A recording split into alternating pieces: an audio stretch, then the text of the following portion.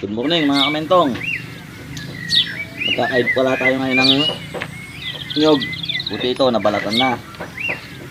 Yung mga sangkap natin. Siyempre, kailangan natin ng kayudan, langgana, at ang sabaw dito ko ilalagay dahil yun din yung pinang tutubig namin para medyo malasa. Siyempre, hindi mawala itak. Kaya, biyakin na natin ito mga kamentong. Biyakin na natin, biyakin. Pagbiyak pala, ganyan, huwag mong ikukan yung talim, baka mapunggal yung likod ng itak. Tapos lagay natin dito yung sabaw.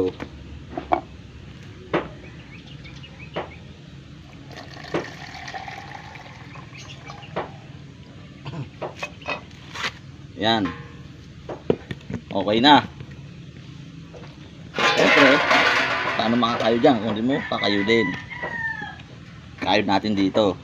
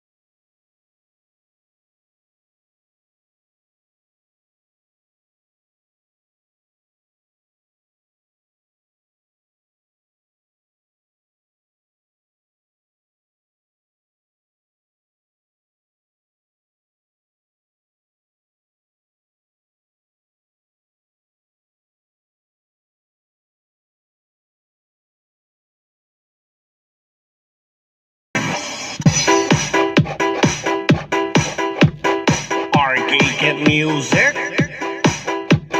beats by DJ George Kalugdan. Once upon a time in the Philippines, Davao City, Mindanao, there is a beauty queen. Nagtitiktok lang sa gilid, ang galing niya sumayaw. Lahat ng mga tambay audience sumisigaw. Wow, ang galing sumayaw at ang ganda. Ganyan ang mga dugong Pinoy.